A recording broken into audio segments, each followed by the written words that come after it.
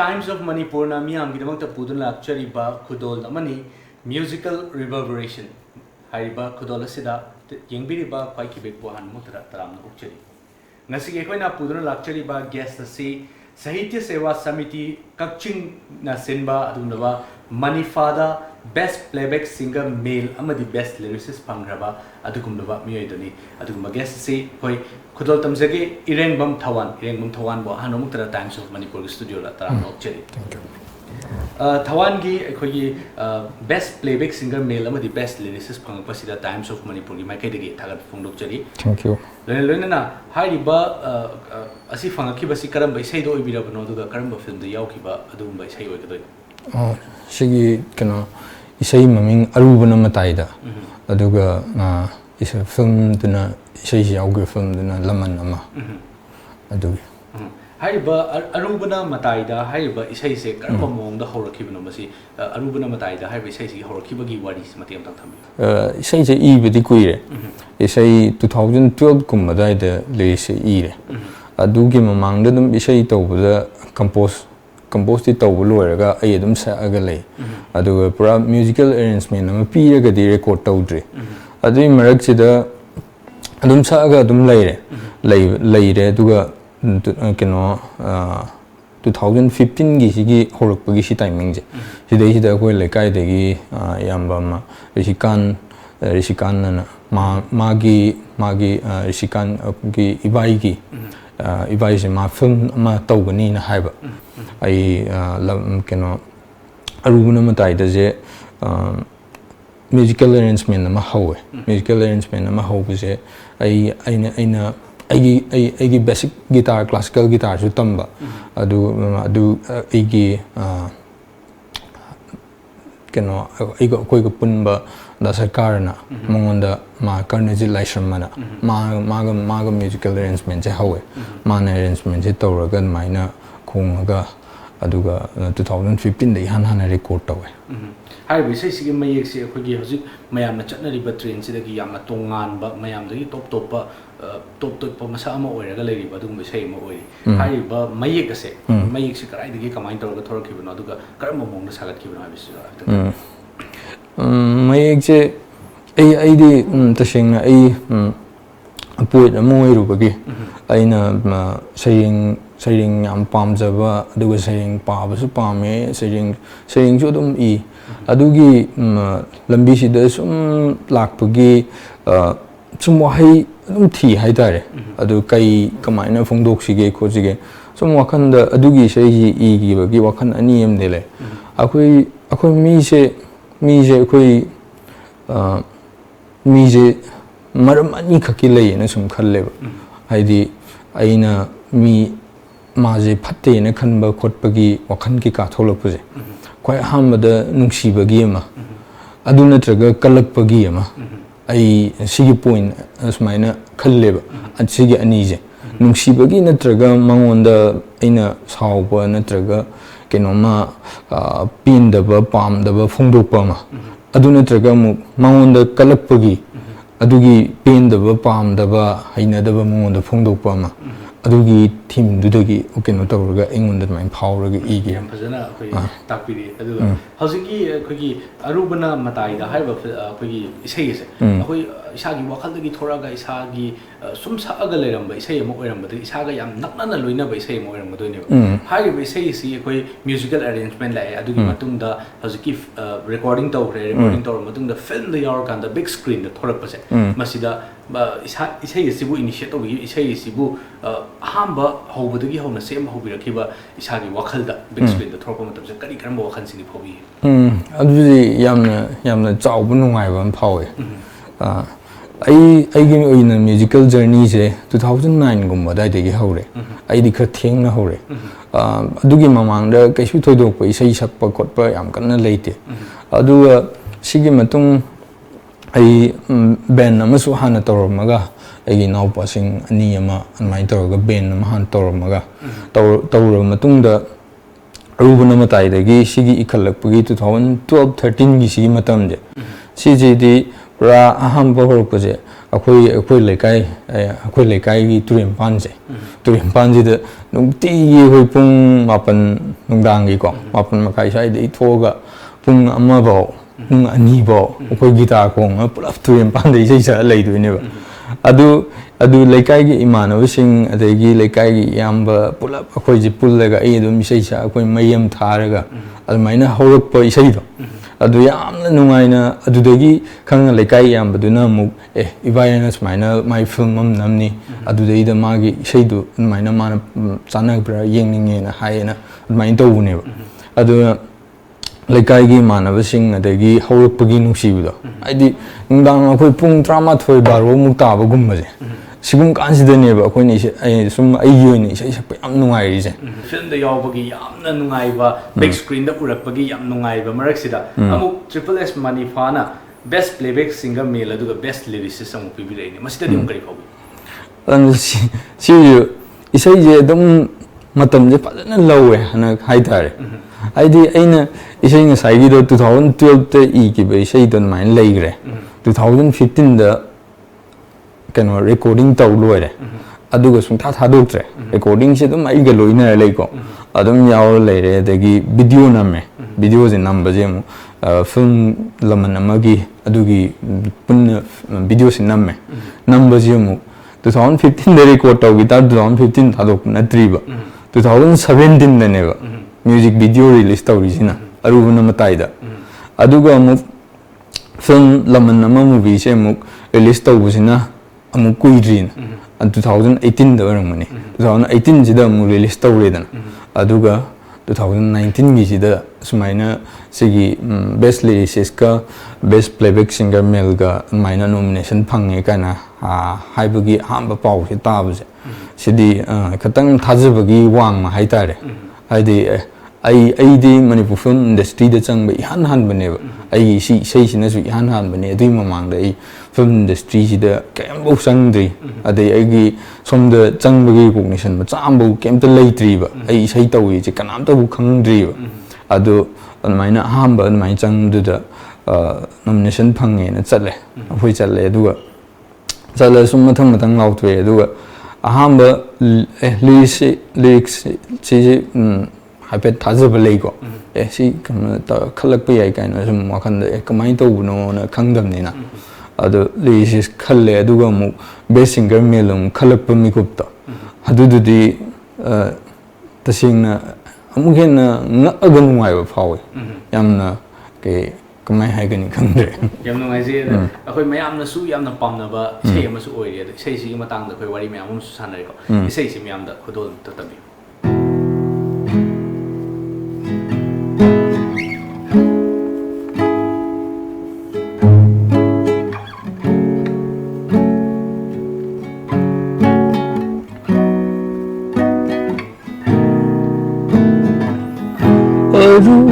Panamataida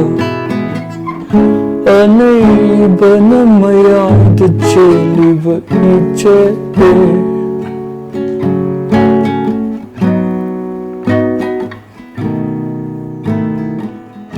Taishin na from Laitaba Torban Anigi Liptaba Iche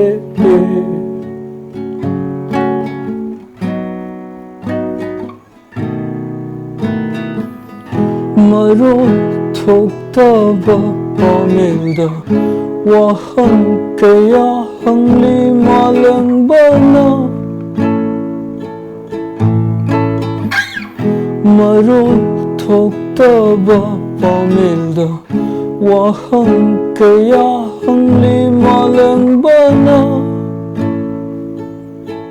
Nugsibagi Galak pergi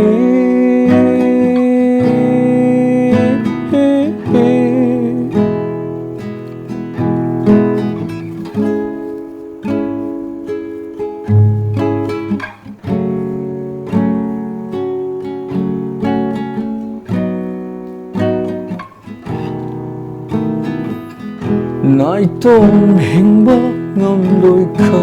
khang na nathannata chatliba karige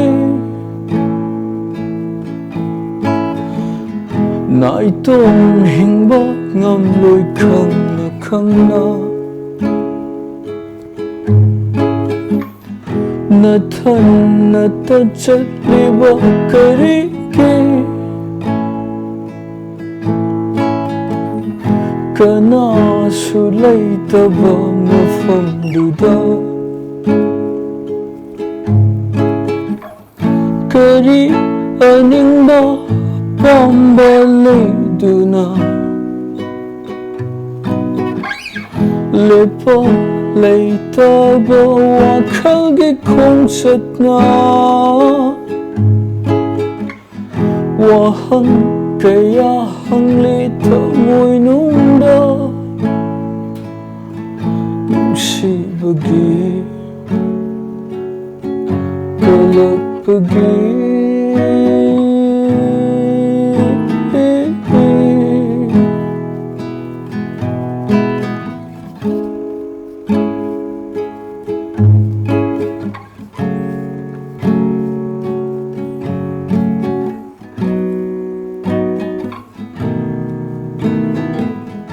tasimba ngamleroi taba leikang lagi lengoigum machoi tariba karige tasimba ngamleroi taba leikang lagi lengoigum machoi tariba karige thamoi anigi marakta leiriba ahangba lanthokpa ngamdaba palamagumna lepa leitaba wakhalgi khongsatna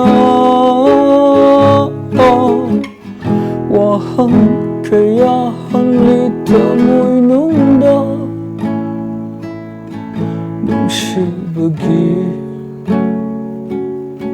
kalakpagi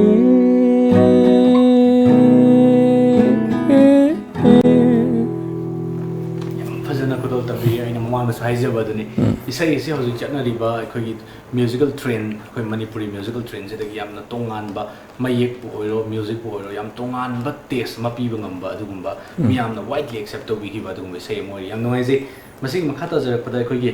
alternative folk band atingkok hariba band ama form to bi gi na akhoi na sum tijabada khangjaba ngame ado hariba band se kamai to gi bano kamai na form to gi bano kari to gi bano hadum tabi shigi alternate kena atingkok oina folk band nama koi alternative folk band nama oina form tawgibje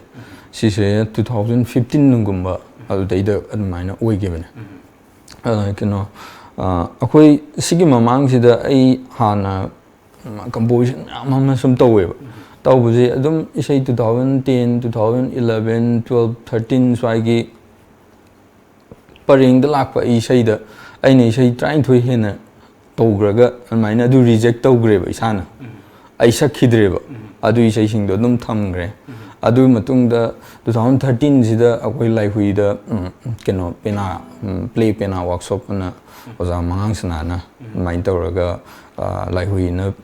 keno akoi pena khongbam mama maina pena tambai ai kot ma adu main leiba au dai da ije men noina ina pena sida tamba changi je instrument noin tamge taw na taba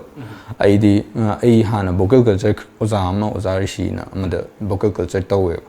adu tawloiraga aina pena gi sei mayek ko sei mayek ai mayek yam pamjaba gi haitar mayek kumba aduga moigi sei sak kai ka je kitang nang khangge nan maina pena workshop si yawe adu koi every Thursday Sunday je dum tawdine ba adu marak sida sabbaji da yawje imanabje makhan sum thengnare pena kong ju moi loin guitar khongi adagi akoi film maker yawi adai sharing iba adai jagoi saba mayam sum mari thengnare pa thengnare pa jida manaba Tombi na angom Tombi se maze singbagi ma Ardik the Sion na adugi founder ne kena jagoi sabane adu maze langden ju thilleba adagi yaima na amna maze ma adum basi khonge bass guitar ju khonge guitar ju adum pai adu man pena khonge khoi punna sak minare ko adum pena workshop si tawine ba adu pena workshop si da adum nungti gi thengna sak minare adu ai hana dagi ai adui marak si da adum ai class ka guitar class su set leba zat pasi da aina hana uda mayek aduga thengnarak pasi da ingonda amuk composition anauba mong da tongning pagi kenoma phauhal hai tai aigi life ta su kai hai si da turning point ma aina han dai thiraga leiba music ama aigi marak tai thanda manung da gi phangjabagi adugi nu ai da phangye adumaina khoji pullaga jamming sum tawre aina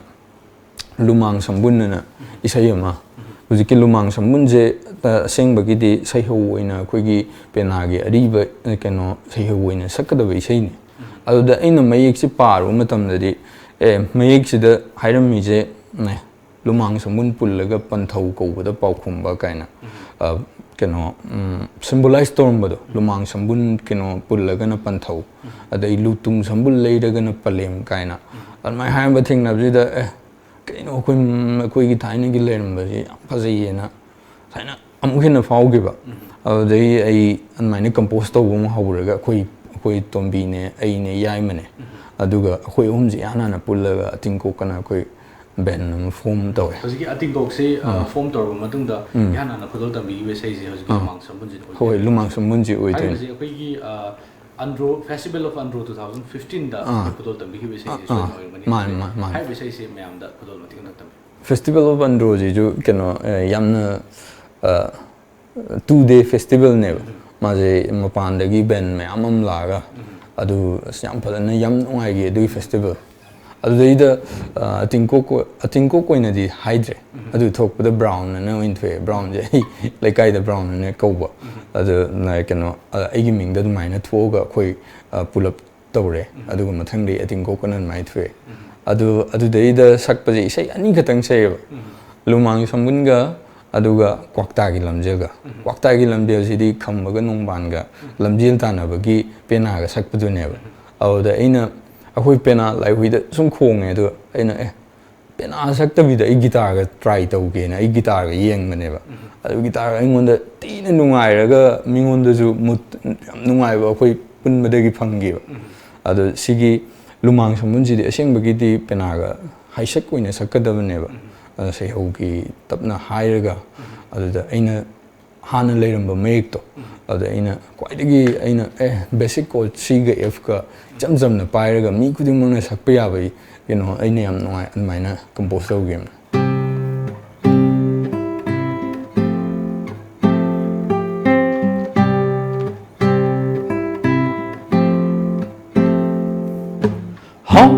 ibungo khumung ludang tanda wa chingulay matokoi koyum lai di saklamba wak wangi panthau singbu wak na chainam padana ha say thajarami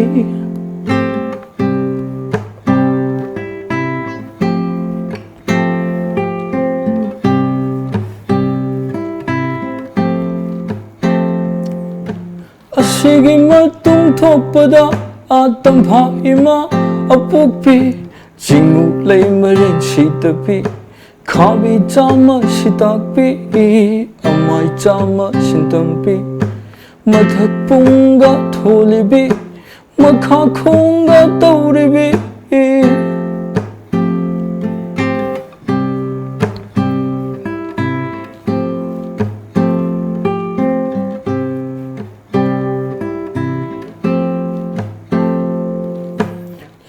sambun pullaga apan thoko pada paukhumbi lutung samjil leiraga apalim ko pada paukhumbi lumang sambun pullaga apan thoko pada paukhumbi lutung samjil leiraga apalim ko pada paukhumbi lawai sambul leiraga apalem panthau saklibi imanangbu wak na chainam padana say thadarame say thadarame say thadarame say thadarame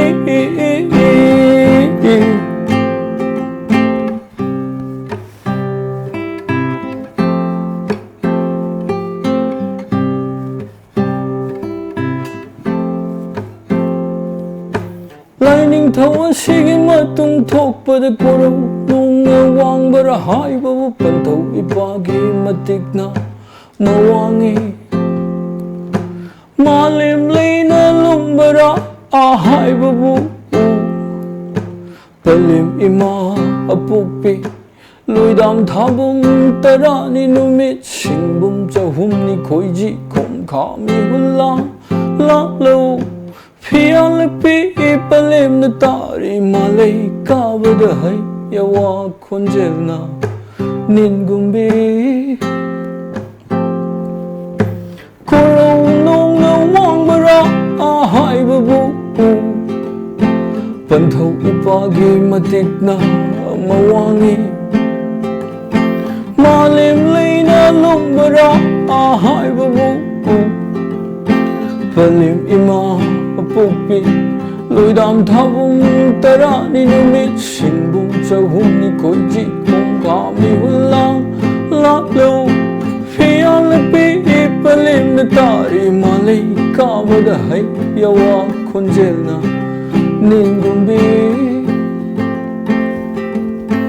laija irin pungna lubara haibabu tubi mayekna maruye Kambi maina sabara ahai babu Leipa tinbagi maina hena sarame Pulang cakrang aran bada laijay sopada Laijay irit thabagum taujing heirit thawi Laijay irit thabagum taujing heirit thawi Laijay irit thabagum taujing heirit thawi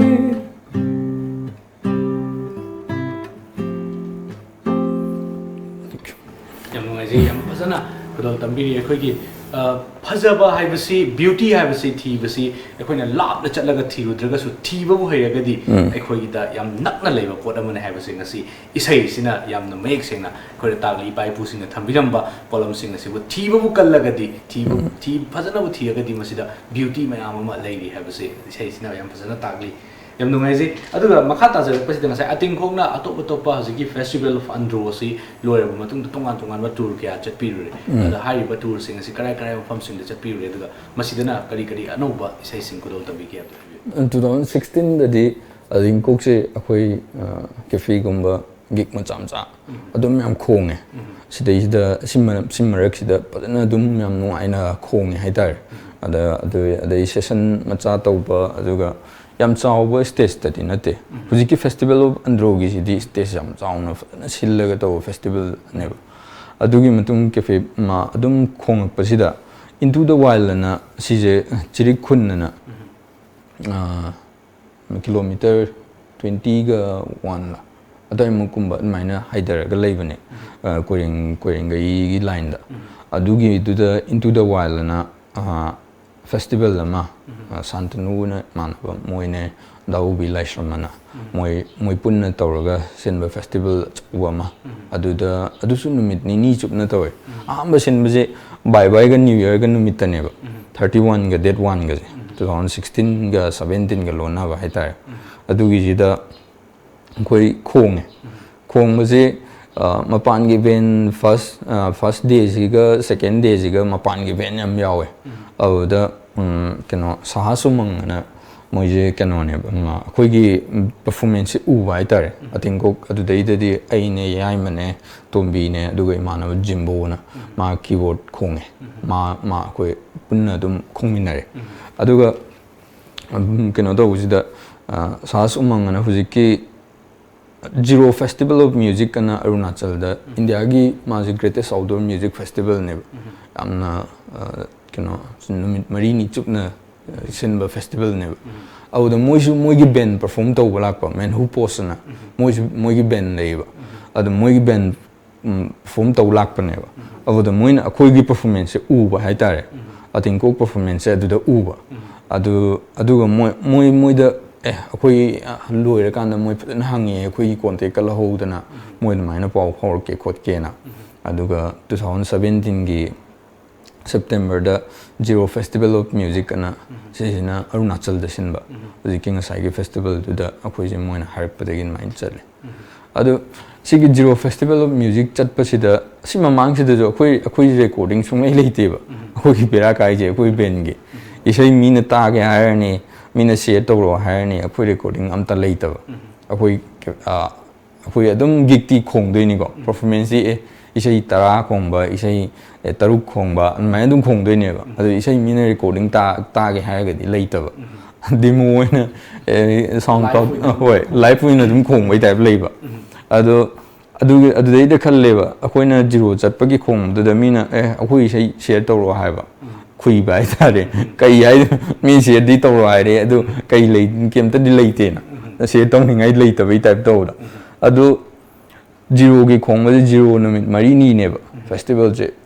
even international band international act mari manga dum yaw ne chahi kuting ge adu maina leibu du da khoi je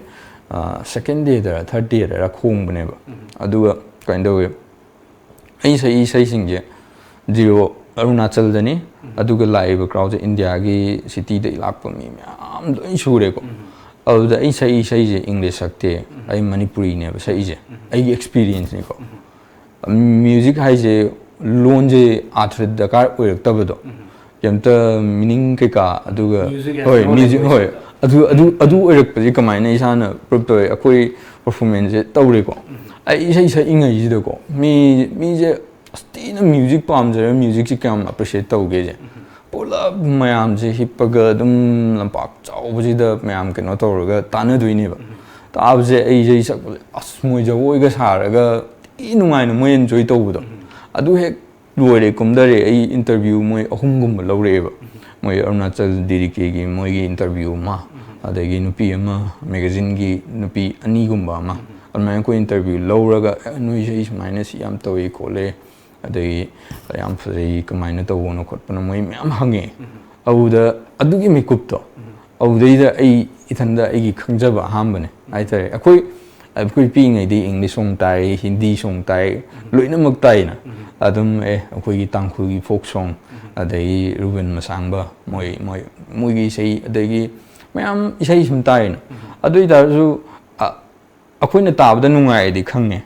adubu akoi ai gi sei je Bengali amna taraga natraga Arunachali amna taraga atupalam mina akoi gi Manipuri sei tara kai feel torong adagi du khangde na adugi performance to ek loi ba gi keno do abda sei ngai da yeng ba mi myam tina samnaraga koi nuaina music to the tawmin na ba adugi experience to na yan han ne haidar em da koi utri bai mayam da khudo tambi gi sei karam bai sei ba sei je adum akoi sei nipan mapan mun mai sakhi adu sei amma adu da sakhi ba quite nungai de gang de do sakhi ba ai sei je kano ai sei je anh muốn xây dựng cái xây cái chụp khi nào về kem lấy tiền vậy ai xây dựng mi na mà lấy mi je segmented poem mà je hum ne part hum ne vậy ai part 1 part 2 nên mà nó sắc ne vậy adu part 1 cái part 2 cái mà tiếc check zero cái chất bớt xí xí na ihan hậu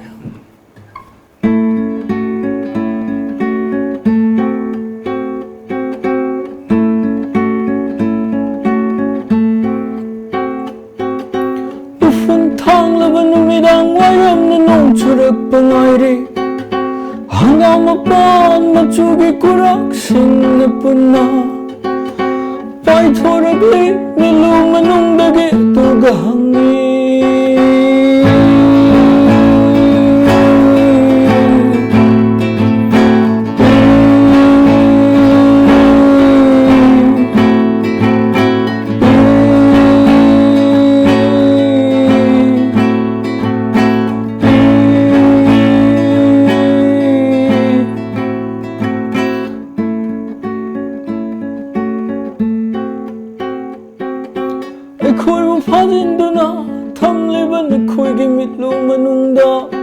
karigino karigino karigino akhoi bu phajinduna thamliba nakhoigi mitlu manungda karigino karigino karigino ufun thanglaba numirang wairamni nongchurakpa ngairi hangam mapal machugi kuraksingna punna paithoragli milu manungdagi tugahangi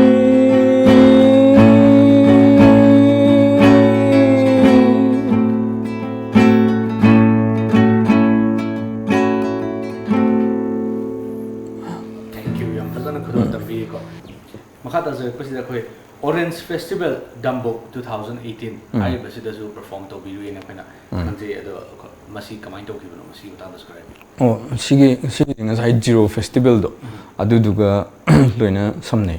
Zero Festival kano India gi oina moi greatest outdoor music festival ani sileba Arunachal da moi sem team di amatang di oiba adu moi khara khaidok male Arunachal gi amana Zero haiba mafam jidaneba aduga amasina Dambuk Orange Festival na moi adugi mafam sidaneba aduda akoigi Zero gi da perform tawuje Zero gi da akoigi khong gi ba band gi set se sise pulap yengoba moi gi kano hujiki Orange Festival gi sin ba team gi da moi gi da yawa mi khara mu yengoba aduduna mu recommend tawraga almaina akoigi Dambuk gi sida khong onan maina ko lakpneba 2018 da mu ado Zai Zero Festival giduzo Zero do mafam tina phajai ai moigi pura low ubagi matam September gi pura golden paddy field adugi matam maraktu daneba ching adagi moina leiba adu akhoida treatment mi leiba sabam khotba to ki mating nungai na sinbi festival khong bagi nungai baje atoba band member artist sing am thengna ni ko moigi na kamai tawri kholi akoi share tongna ramba audida aigi sei share tawro kholo kaina hairaga khoi isei atopaga share ga tongnaraga moi smaina si collaborate tawse khotse kaina ga artist atopa dum anu am thengnare makata ja pasida khoi experimental spoken word ek nungpan na makak khoi thingna je haiba nungpan sing matang describe nungpan gisina amuk sairing je akhoi nungpan sida singna tawje sairing je pa doini sairing je paraga akhoi sairing je guitar ga improvise tawba aiga tonarambam ga akhoi ni pullaga tawba project ni nungpan sina ai ko Manipur gi oina di Manipuri audience gi oina di yam ino no ba mamang da hana thena juba pod am oi masi idea se kamai ni se to khil chi je taseng sairing iba ma urbagi tum hawgolaga tum tholakpadagi kainoma kai tawsige kainoma isige na tum khallaga koing yenga koi chatpagi aitar makhon ama tabada makhon dui marakta sairing ji kok manung ida thokchala ani adu iba khotpa almai sum tawbuda sairing paraga smain tawse khose ni tonga akoi ni je sum wari sum thanaba adu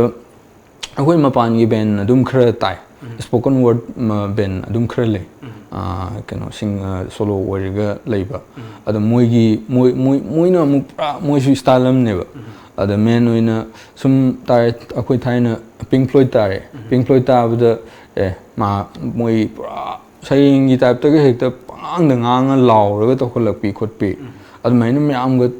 adugum me am ju changena aduga amo kano Jim Morrison gi an American prayer na album am leiba adugi ga tare adu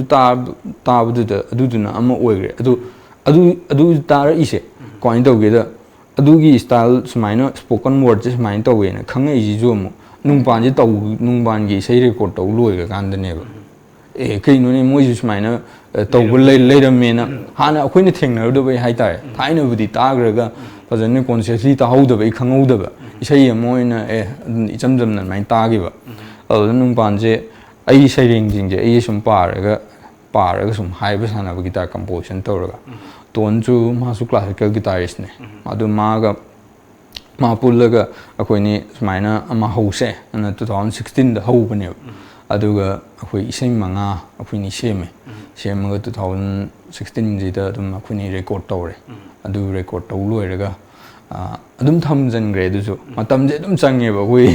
admaina thamgraga ai amasung yum mana adugi title admaina tawraga 2018 da admaina phong ai amasung yum sida yam phajaba koi mikup tu danang na chat ki thadokuna ai amasung yum yam phajana tawa ada haiba pot si koi mayam koi ngasi TOMTV bu yengbi ba viewers sing da su do tam boina mateng khatang khudo trai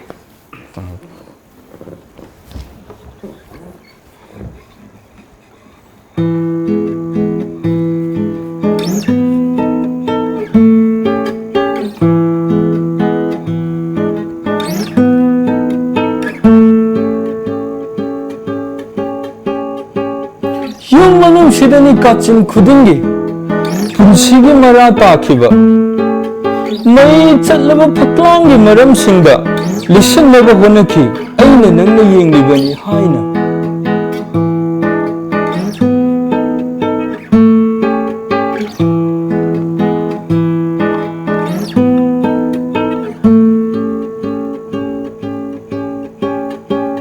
ꯃꯄꯥꯛ ꯀꯤꯟꯊꯔꯛꯈꯤ ꯑꯩꯕꯨ ꯅꯟꯁꯤꯟꯈꯤ ꯂꯦꯡꯕ ꯉꯝꯗꯅ ꯃꯤꯀꯨꯞꯇꯨꯗ ꯅꯪꯅ ꯆꯠꯈꯤ ꯊꯥꯗꯣꯛꯇꯨꯅ ꯑꯩ ꯑꯃꯁꯨꯡ ꯌꯨꯝ ꯃꯤꯀꯨꯞꯇꯨꯗ ꯅꯪꯅ ꯆꯠꯈꯤ ꯊꯥꯗꯣꯛꯇꯨꯅ ꯑꯩ ꯑꯃꯁꯨꯡ ꯌꯨꯝ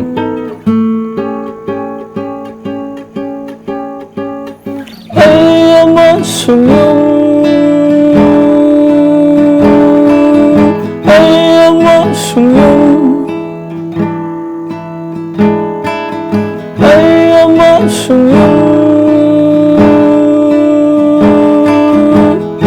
ꯑꯃꯁꯨꯡ ꯌꯨꯝ 미kuptuda nangna satki thadokhtuna ai amasung yum mikuptuda nangna satki thadokhtuna ai amasung yum mikuptuda nangna satki thadokhtuna ai amasung yum mikuptuda nangna satki thadokhtuna ai amasung mikuptuda nangna satki thadokhtuna ai amasung mikuptuda nangna satki thadokhtuna ai amasung yum mikuptuda nangna satki thadokhtuna ai amasung yum mikuptuda nangna satki thadokhtuna ai amasung yum mikuptuda nangna satki thadokhtuna ai amasung yum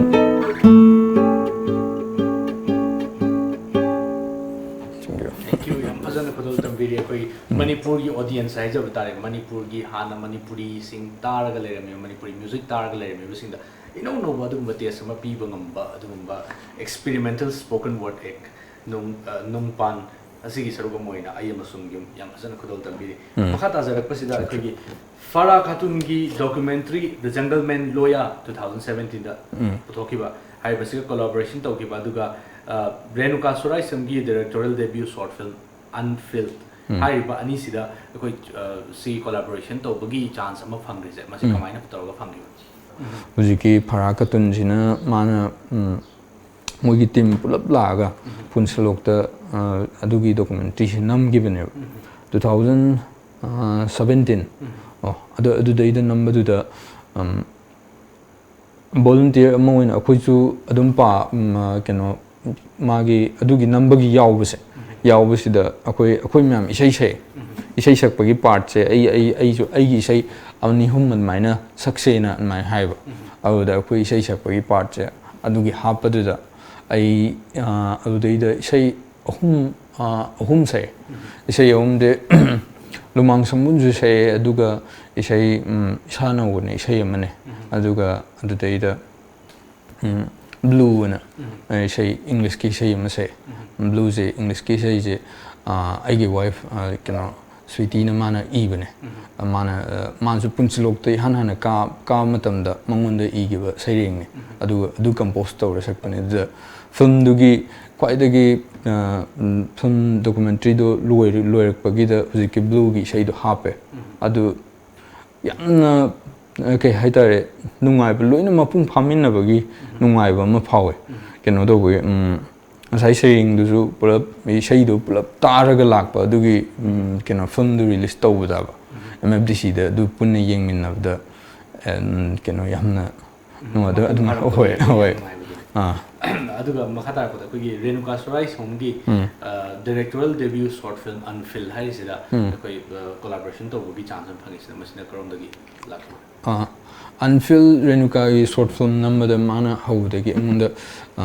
music ꯄꯤꯕꯤꯌꯣꯅ ꯍꯥꯏꯕ ꯑꯗꯨꯒꯤ ꯀꯩꯅꯣ ꯍꯧꯕꯗꯨꯗ ꯑꯗꯨꯝ ꯀꯩꯅꯣ ꯑꯦꯛ ꯇꯧꯕꯁꯨ ꯑꯗꯨꯝ ꯌꯥꯎꯋꯦ ꯐꯤल्मꯗꯨꯗ ꯑꯩ ꯀꯩꯅꯣ ꯁꯤꯟ ꯈꯔꯗ ꯑꯗꯨꯃꯥꯏꯅ ꯌꯥꯎꯋꯦ ꯑꯗꯨꯒꯤ म्यूजिक ꯑꯩꯉꯣꯟꯗ ꯄꯤꯌꯣ ꯍꯥꯏꯕꯗꯒꯤ ꯑꯩꯅ ꯑꯩꯈꯣꯏ ꯂꯣꯏꯅꯃꯛ ꯐꯝꯃꯤꯟꯅꯔꯕ ꯃꯇꯨꯡꯗ ꯑꯗꯨꯃꯥꯏꯅ ꯀꯝꯄꯣꯖꯤꯁꯟ ꯑꯃ ꯑꯩ ꯒꯤꯇꯥꯔꯒꯤ ꯄꯤꯁ ꯀꯝꯄꯣꯖꯤꯁꯟ ꯑꯃ ꯑꯗꯨꯃꯥꯏꯅ ꯍꯥꯞꯈꯤ ꯑꯗꯨꯒꯤ ꯔꯦꯅꯨꯀꯥꯒꯤꯗꯨꯗ ꯌꯥꯝ ꯅꯨꯡꯉꯥꯏꯖꯩ ꯑꯩꯈꯣꯏ ꯁꯨꯃꯥꯏꯅ ꯇꯣꯉꯥꯟ ꯇꯣꯉꯥꯟꯕ ꯑꯩꯈꯣꯏ ꯍꯤꯔꯝꯁꯤꯡꯗ ꯃ꯭ꯌꯨꯖꯤꯛꯀꯤ ꯑꯣꯏꯕ ꯃ꯭ꯌꯨꯖꯤꯀꯦꯜ ꯖꯔꯅꯤ ꯑꯃꯗꯤ ꯑꯩꯈꯣꯏꯒꯤ ꯁꯩꯔꯦꯡꯒꯤ ꯑꯣꯏꯕ ꯃ꯭ꯌꯨꯖꯤꯛꯀꯤ ꯑꯣꯏꯕ ꯄꯨꯂꯞ ꯄꯨꯜꯂꯒ ꯃꯣꯏꯗ ꯃꯣꯏꯅ ꯃ꯭ꯌꯨꯖꯤꯁꯤꯌꯟ ꯑꯃ ꯑꯣꯏꯅ ꯁꯤꯡꯒꯔ ꯑꯃ ꯑꯣꯏꯅ ꯂꯤरिꯁꯤꯁ ꯑꯃ ꯑꯣꯏꯅ ꯍꯥꯏꯇꯥꯔꯦ ꯃꯌꯥꯝꯁꯦ ꯄꯨꯜꯂꯀꯥꯟꯗ ꯑꯩꯈꯣꯏꯒꯤ ꯑꯄꯨꯟꯕꯒꯤ ꯁꯛꯇꯝ ꯑꯃ ꯎꯠꯂꯒ ꯑꯩꯈꯣꯏꯒꯤ ꯇꯣꯉꯥꯟ ꯇꯣꯉꯥꯟꯕ ꯀꯣꯟꯇ꯭ꯔꯤꯕ꯭ꯌꯨꯁꯟ ꯃꯌꯥꯝ ꯄꯤꯕꯤꯔꯝꯕꯁꯦ ꯌꯥꯝ ꯅꯨꯡꯉꯥꯏꯖꯩ ꯑꯗꯨꯒ ꯑꯗꯣꯝꯒꯤ ꯆꯤꯜꯂꯕ ꯃꯇꯝ ꯀꯌꯥ ꯀꯥꯏꯊꯣꯛꯄꯤꯔꯒ ꯑꯩꯈꯣꯏꯒꯤ ꯇꯥꯏꯝꯁ ꯑꯣꯐ ꯃꯅꯤꯄꯨꯔꯒꯤ ꯁ꯭ꯇꯨꯗꯤꯑꯣꯗ ꯂꯦꯡꯕꯤꯔꯛꯇꯨꯅ ꯑꯩꯈꯣꯏ ꯉꯥꯏꯍꯥꯛꯇꯪ ꯋꯥꯔꯤ ꯋꯥꯇꯥꯏ ꯁꯥꯟꯅꯖꯅꯕꯒꯤ ꯇꯟꯖꯥ ꯄꯤꯕꯤꯕꯒꯤꯗꯃꯛꯇ ꯍꯥꯏꯅꯤꯡꯉꯥꯏ ꯊꯥꯒꯠꯄ ꯐꯣꯡꯗꯣꯛꯆꯔꯤ ꯑꯗꯨꯒ ꯑꯩꯈꯣꯏꯒꯤ ꯂꯝꯖꯤꯡꯕ ꯒ꯭ꯔꯨꯞꯀꯤ ꯂꯦꯇꯔꯦꯜ ꯀꯝꯄꯅꯤ ꯑꯃ ꯑꯣꯏꯕ ꯆꯤꯟꯖꯥꯛ.comꯒꯤ ꯃꯥꯏꯀꯩꯗꯒꯤ ꯁꯤꯃꯇꯪ ꯁꯣꯝ ꯈꯨꯗꯣꯜ ꯇꯝꯖꯩ thank you welcome thank you ꯉꯁꯤꯒꯤꯗꯃꯛꯇꯗꯤ ꯇꯥꯏꯝꯁ ꯑꯣꯐ ꯃꯅꯤꯄꯨꯔꯒꯤ ꯃ꯭ꯌꯨꯖꯤꯛ ꯔꯤꯚꯔꯕꯔꯦꯁꯟ ꯌꯦꯡ ꯇꯥꯕꯤꯔꯤꯕꯁꯤꯡꯗꯒꯤ ꯀꯥꯏꯅꯕ ꯌꯥꯊꯪ ꯅꯤꯖꯔꯤ ꯄꯤꯅꯕꯤꯔꯁꯤ